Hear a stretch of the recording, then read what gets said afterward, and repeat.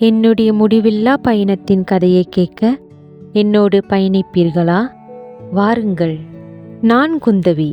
என்னுடைய தாய் தகப்பனுக்கு நான் 5வது பிள்ளை. எனக்கு முன் 4 அண்ணன்களும் எனக்கு பின் 2 தங்கைகளும் இருக்கிறார்கள்.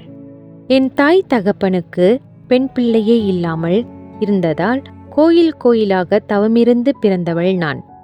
எனக்கு பின்னே 2 தங்கைகள் இருந்தாலும் நான் தான் என் வீட்டு இளவரசி. என் குடும்பத்தின் செல்ல மகள். நான் என் வீட்டில் அளவில்லா பாசத்துடன் செல்லமாக வளர்ந்தேன். இப்பொழுது என் வயது 16.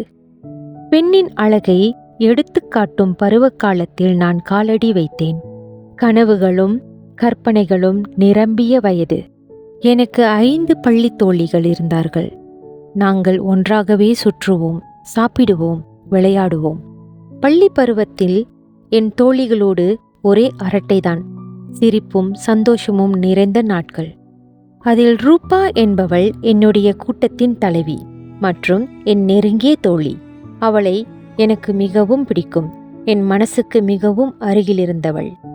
பள்ளி பருவத்தில் நாட்கள் மெதுவாக கடந்தன. தினமும் பள்ளிக்கு செல்வேன், வீட்டுக்கு திரும்புவேன். பிடித்த பாடல்கள் கேட்பேன், கவிதைகள் எழுதுவேன். டைரியில் என் மனசை பேச விடுவேன். என் வாலிப காலத்தை கவலையின்றி உல்லாசமாக கடந்து சென்றேன். என் வீட்டில் அருகில் புதியதாக ஒரு குடும்பம் குடியேறினர். அந்த குடும்பத்தில் ஒரு அழகிய இளைஞர் இருந்தார். அவர் பெயர் முரளி. நான் ஓய்வு நேரங்களில் முரளியின் தங்கைகளுடன் படிக்க அவர் வீட்டுக்கு செல்வேன். அப்பொழுது முரளி என்னை பார்க்க, நான் அவரை பார்க்க, எங்கள் இருவருக்கும் காதல் முளைத்தது. நான் ஒவ்வொரு நாளும் அவர் மீது இருக்கிற காதலை என் டைரியில் எழுதி வைப்பேன். ஒவ்வொரு வார்த்தையிலும் என் இதயம் இருந்தது.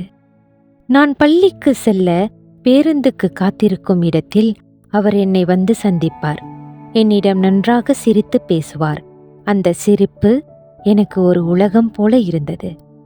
அவர் ஒரு பெரிய லாரி டிரைவர். என்னோடு 6 வயது மூத்தவர்.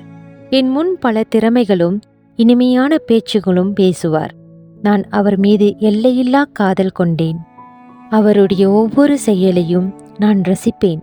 படிக்கும் பொழுது அவர் நினைவாகவே எனக்கு இருக்கும். அவரை நினைத்து பாடுவேன். அவரை நினைத்து நடப்பேன். அவரை நினைத்து என் நாட்களை நகர்த்துவேன். ஒரு நாள் என் கடைசி தங்கைக்கும் எனக்கும் சண்டை வந்தது. எனக்கு தெரியாது என்னை அவள் மோப்பமெடுக்கிறாள் என்று. என்னுடைய காதல் ரகசியத்தையும் என்னுடைய டைரியையும் என் பெற்றோரிடம் அவள் விளையாட்டாக காட்டிக் கொடுத்து விட்டாள். என்னுடைய காதல் ரகசியங்கள் குடும்பத்தில் உடைந்தது. பிரச்சனைகள் ஆரம்பித்தது.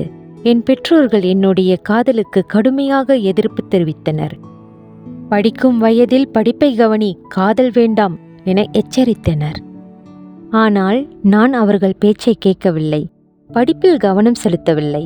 என் காதல், என் காதலன், அதுவே எனக்கு உலகமாகிவிட்டது. என்னுடைய ரகசியமான காதல் என் நண்பர்களுக்கும் உற்றார் உறவினர்களுக்கும் நான் வாழும் வட்டாரத்தில் உள்ளவர்களுக்கும் அனைவருக்கும் தெரிய வந்தது.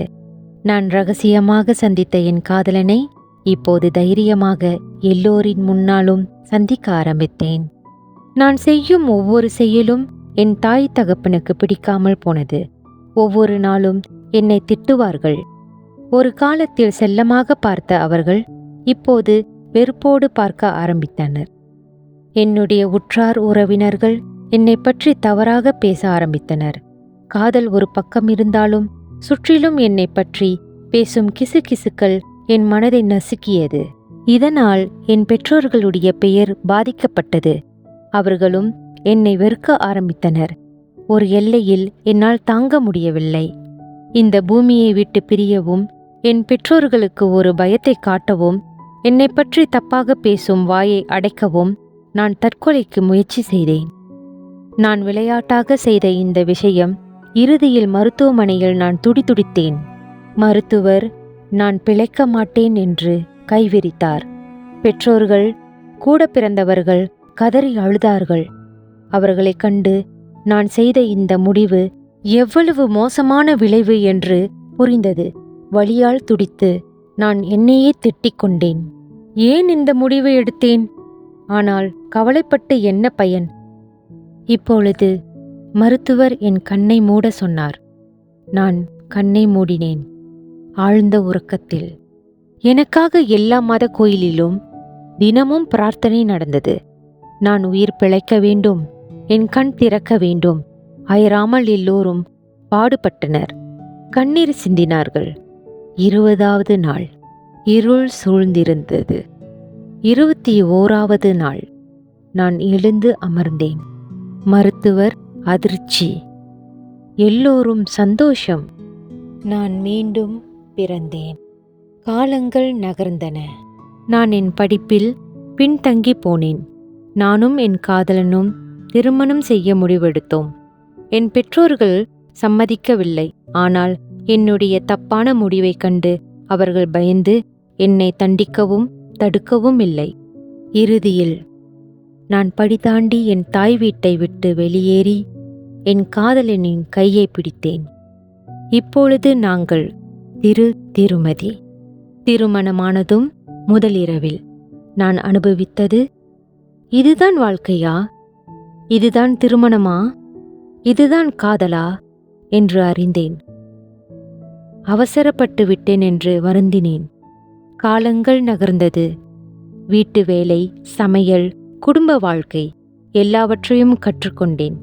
இன்பம், துன்பம், சண்டை, சச்சரவு எல்லாம் கடந்து போனது. இன்று எனக்கு 26 வயது. எனக்கு 3 ஆண் பிள்ளைகள். 4வது என் வயிற்றில். என் கணவருக்கு 4வது பெண் குழந்தை எதிர்பார்ப்பு. என் கணவர் மதுபானத்திற்கு அடிமையானவர். பலமுறை சொல்லியும் முயற்சித்தும் திருந்தவில்லை. இறுதியில் என் கணவர் உடல் நலம் பாதிக்கப்பட்டு மருத்துவமனையில் அனுமதிக்கப்பட்டார். நான் மருத்துவமனையில் என் வயிற்றில் அவரின் குழந்தை, என் கையில் அவர் குழந்தையாக. மதுபானத்தினால் அவர் வாழ்க்கை அழிந்ததை உணர்ந்தார். மனம் திருந்தி வாழ வேண்டும் என்று விருப்பப்பட்டார். கருவில் இருக்கும் குழந்தையை நினைத்து மிகவும் ஆசைப்பட்டார். மறுநாள் திடீரென்று அவர் என்னை விட்டு பிரிந்தார். என் குங்குமம் அழிக்கப்பட்டது. என் வளையல் உடைக்கப்பட்டது. என் தலையில் உள்ள பூ சிதறப்பட்டது. தண்ணீர் தலையில் ஊற்றப்பட்டது. என் கண்களில் கண்ணீர் வற்றப்பட்டது. இன்று பள்ளி பருவத்தில் திருமணம் செய்து திருமதியாகி 3 பிள்ளைகளோடு 4வது கருவோடு கணவனை இழந்த இளம் வயது விதவை நான். குடியை கெடுக்கும் என்று சொல்வார்கள். அது என் வாழ்க்கையில் உண்மையாகிவிட்டது. படித்திருந்தால் நான் பட்டதாரி. கணவரை பறிகொடுத்த வண்ணங்கள் தீட்ட முடியாத வெள்ளை காகிதமானேன். நான் மண்ணாக போகும் வரை என் பயணம் முடிவதில்லை.